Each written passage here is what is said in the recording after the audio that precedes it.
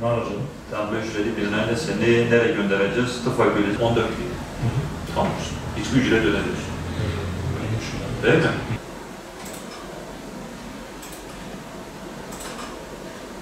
Senin sıralaman kaçtı? AYT sıralaması. Sayısal. 175 milyon. 20 bin aşağı, 20 bin yukarı bak. 175 değil, 155 bine başlıyor. Tamam.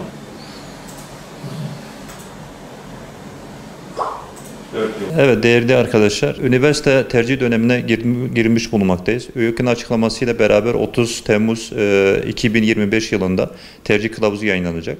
Onun akabinde 1 Ağustos ile 13 Ağustos arasında öğrenci kendi hayatını şekillendireceği tercih dönemine artık girmiş olacak. Girdikten sonra tabii ki bu sıralama tabii ki nereyi tercih edeceğiz? Tercih ederken nelere dikkat edeceğiz? Puana göre mi bakacağız? Sıralamaya göre mi bakacağız? Yoksa sadece ikisini baz alarak mı düşüneceğiz? Tabii ki bizim için en önemli veri nedir? YÖK'ün yapmış olduğu 30 Temmuz'da vereceği tercih kılavuzudur. Tabii ki son yıllarda öğrenciler tabii ki artık başarı sıralaması çok önemlidir. Geçen sene üniversite kaç binde kapattı? Sıralaması kaç binde? Hatta sadece o geçen seneki değil, bir önceki son 3 yılın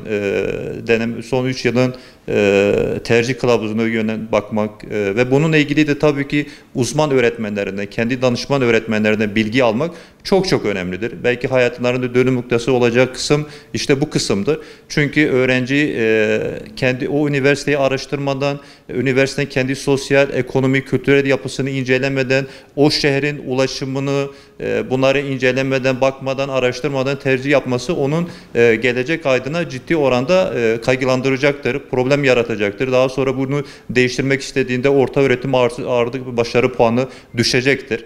O yüzden lütfen tüm öğrencilerden, tüm velilerden istirham ediyorum.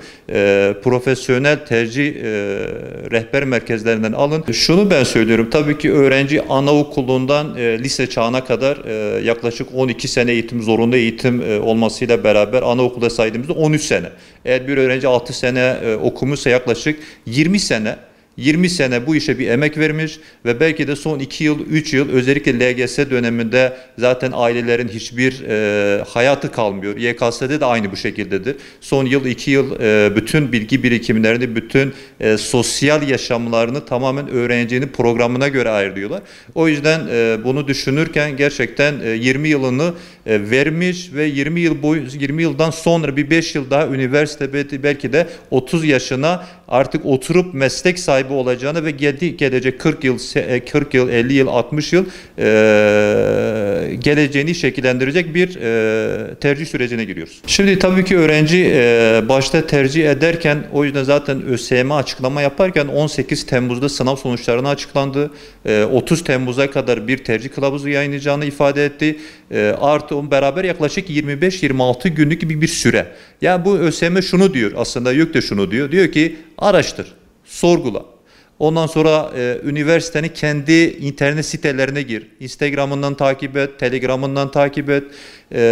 Bunu takip et ki en azından ve en önemlisi sadece ya kendi rastgele bir bölüme değil, istemediği bir bölüme değil de gerçekten kendisini de yatkın olduğu bir bölüme gitmesi. Bunun akabinde kendini geliştirebileceği, çift ana dal yapabileceği belki de bir bölüme gitmesi onun açısından çok önemli. O yüzden panikleme hiç gerek yok. Sayısızca sizin kendiniz yıllardan beri uzman öğretmen arkadaşlarımız var, rehber öğretmen arkadaşlarımız var. Yani biz bunların işlerini çok rahat kolaylaştırabiliriz yani. Son zamanlarda, son günlere kalınca öğrenci ister istemez panikleyebiliyor. Ya acaba geç oldu mu, olmadı mı, nereyi tercih etsem vesaire deyip çok şeye düşebilir. Çok da rahat rehavete kapılmadan şu an bu araştırma sürecini geçirip yani artık ilk hafta kendi tabii tercih süreci şöyledir. 24 tercihtir.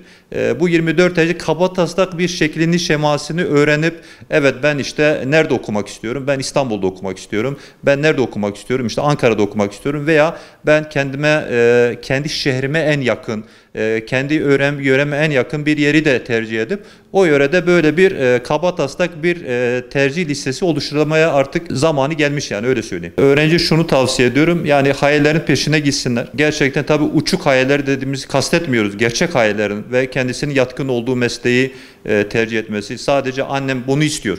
Babam bunu istiyor. Kesinlikle bunu biz öğrenciye bunu dayatmayı ailesinin de yapmaması gerektiğini, uzman öğretmenler de yapmaması gerektiğini. Hayır, bu bölümün önü kapalı. Hayır, Türkiye'de bugün sayısızca bölümler olup da geleceği vaat eden bölümler var ama maalesef ki mezun olmadığı için hep boşta kalıyor. Hep sadece popüler birkaç tane bölüm var. Öğrenci oraya gitmek istiyor. Onun dışındaki bölümler gitmiyor ve onda da bir şişirme olduğu için yarın öbür gün o da şişecek ve öğrenci maalesef ki işsiz kalacak. Ama şunu ben kesinlikle tavsiye ediyorum. Üniversiteye gittiğiniz zaman, kendinizi yetiştirdiğiniz zaman çok rahat bir şekilde iş imkanı bulabilirsiniz. Üçgen mekanizması bu açıdan önemlidir. Hem öğrencinin kendi isteklerini rahat bir şekilde ifade etmesi, anne babasının da bu sürece katkı bulunması ve en sonunda da uzman öğretmenlerden destek almasıyla bu işi pekiştirebilirler yani. Kendi memleketinin kalklandırması da bu açıdan çok önemlidir. Bugün eğer bir öğrenci sosyoekonomik açıdan rahat değilse,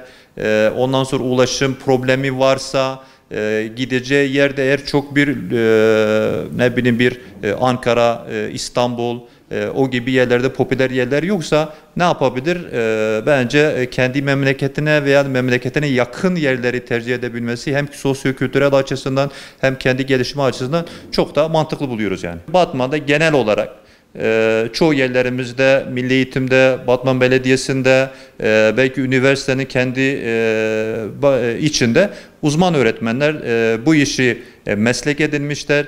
Batman gençliğine sahip çıkmak istiyorlar. Bu noktada bizler kurs merkezleri olarak aynı şekilde burada da bizler de kendi kurumumuzda tercih robotumuz var. Tercih uzman öğretmenimiz var. Bu noktada bizler de destek sunmak için hazırız.